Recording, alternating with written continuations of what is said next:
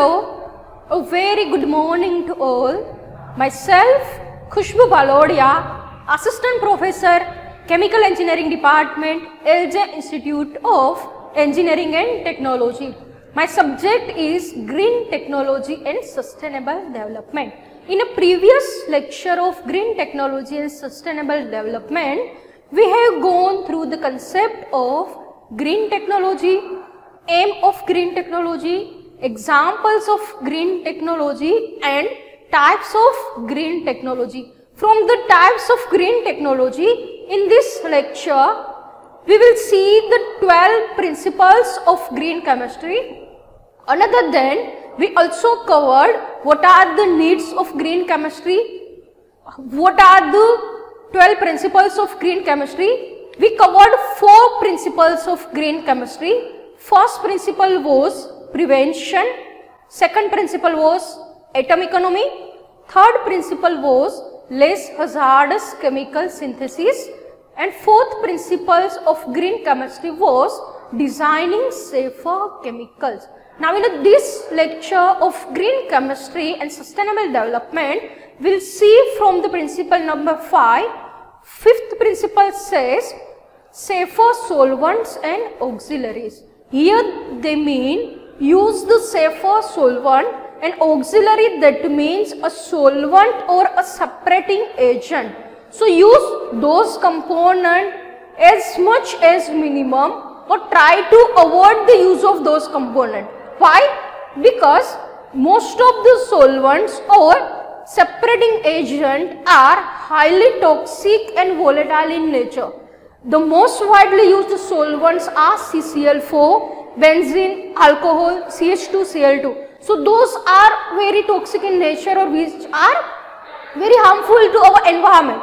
So what we can do? Moreover that, one another problem with use of that solvent and auxiliary substance are, we need to think about the separation of that solvent. We need to think about the reusability of those components. So ultimately it will lead towards the increase in our processing cost. So what we can do to reduce the use of solvent or to reduce the use of auxiliary substance? So we have 3 options with us. First one is we can use water or supercritical water. Another thing, we can use supercritical carbon dioxide, and third one is ionic liquid. Now what is supercritical condition? A supercritical condition, that means a substance at a particular temperature and pressure above which there is no distance between liquid and gas phase. That means our liquid and gas phase does not exist above the critical temperature and pressure point. So we can use these 3 options alternative to our conventional solvent. Those 3 are known as green solvent. One is water or supercritical water. We can use supercritical carbon dioxide, or either we can use the ionic liquid. Ionic liquid, that means a combination of anions and cations. Right. So first we will see the water or supercritical water as a solvent. So supercritical water we can use as a solvent in many of the components. Some of the components are there which cannot dissolve or which cannot soluble at the simple water itself. But at the supercritical condition, right, at supercritical condition, many components get dissolved in a water. What are the advantage of water as a supercritical fluid? It is inexpensive. That means compared to other solvent, water is inexpensive and widely available. Right. Another one is it is non-flammable and non-toxic in nature, and its heat capacity is very large. So we can use water as a solvent in many of our chemical processes. Second option as a green solvent is supercritical carbon dioxide. So supercritical carbon dioxide is known as also a versatile green solvent, and which has a unique ability to diffuse like gas through the solids. Supercritical carbon dioxide advantages are its viscosity is low and surface tension is also low. Another one is dissolved a wide range of organic substance or catalyst.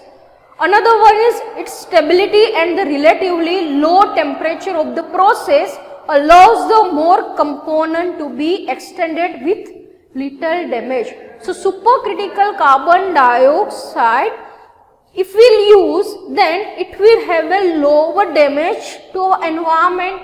Another thing, its stability is high, right? So at lower temperature it allows the process.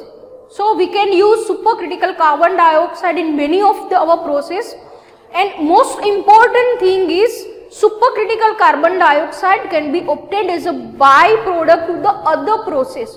So comparatively it is inexpensive and it is non-flammable also. Now supercritical fluid, that we can define from this graph also, that a substance, see, first one is a triple point. This graph is of temperature versus pressure. So above the triple point there is a point comes, it's known as a critical point.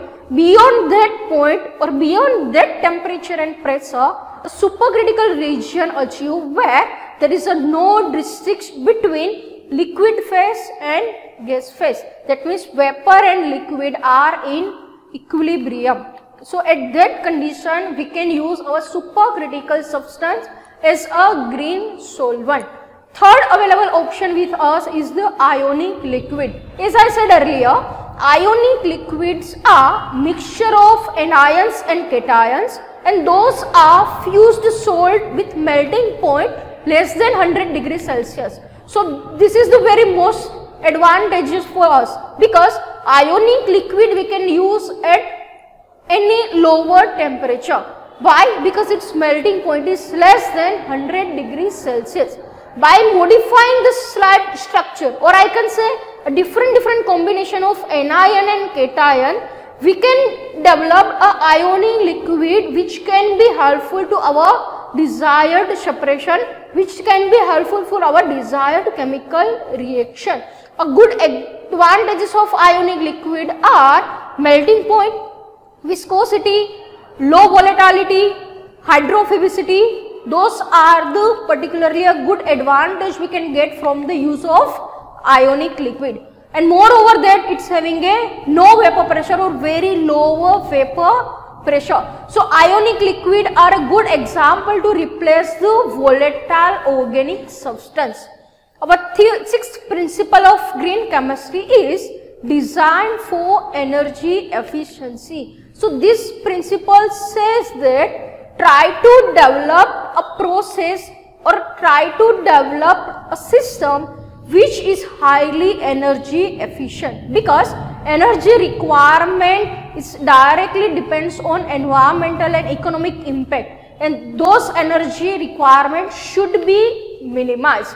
So try to develop those synthetic method, those are conducted at very low temperature pressure, or I can say at ambient temperature and pressure, correct? Here we means that try to develop a process which can be feasible at ambient condition or which can be able to process at lower temperature and lower pressure, because ultimately if temperature and pressure requirement is high, that means energy requirement will be higher. In a chemical process, most of the energy requirement will be in this sector, or I can say in a terms of heating, in a terms of cooling, or in terms of distillation equipment. Say for example, in a heating and cooling process, we require as a heating medium and cooling medium, and particularly in distillation process. And we all know distillation is highly heat consuming process, highly energy consuming process, right? So for that we need to develop a process which can be possible or alternate to distillation process, or try to develop a process which is very energy efficient. And chemical and petrochemical industries mostly use 50% of energy requirement. And in our system, main energy sources are power plant, which works based on the natural gas, coal or oil. And this coal, oil and natural oil, the gas are highly non-renewable, or we can say that the source of this petroleum products are very limiting with us. So what we can do? We can develop alternate energy sources Like first one is a photochemical reaction. Photochemical reaction here means a chemical reaction initiated by a presence of light. So try to develop those kind of process. Another one is a sonochemistry, right? Another one is a microwave radiation. Then use hydrogen as alternative energy sources. So here sonochemistry, that means the ultrasound as a reaction medium. Microwave radiation, that means instead of conventional heating, try to use microwave radiation to heat your chemical substance, or I can say to achieve your desired chemical reaction temperature, use microwave as a source of energy. Another we can generate hydrogen as a fuel to use alternate source of energy. Seventh principle of green chemistry says that use of renewable feedstock. That means try to use renewable sources as much as possible as a feed material, right? That's why that will reduce the use of non-renewable material. So raw material that should be, whenever practicable, should be renewable in nature. Use starting material that are renewable. Say for example, use agriculture product as a raw material, right, or the waste of agriculture product as a raw material, because in a most of the chemical process, what was our feed? Mostly our petroleum based component, or I can say fossil fuels, which are petroleum, natural gas, coal, so which are very limiting source with us. So instead of that, try to use most of the renewable sources. An example of these are renewable energy are solar energy, wind energy, geothermal energy, biomass, biofuels. So use those as much as possible. Another thing we can do, use ethanol as a biofuel. Compared to petroleum product, use biofuels as much as possible.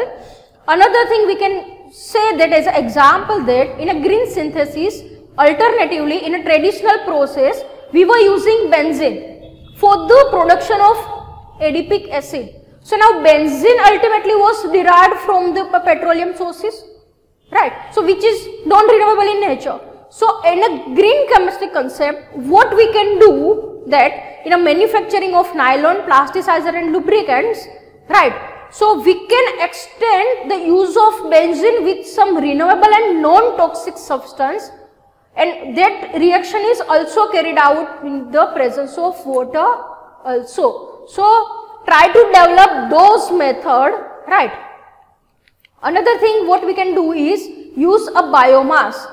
Biomass, that means a product which can be generated from the photosynthesis process in some another product.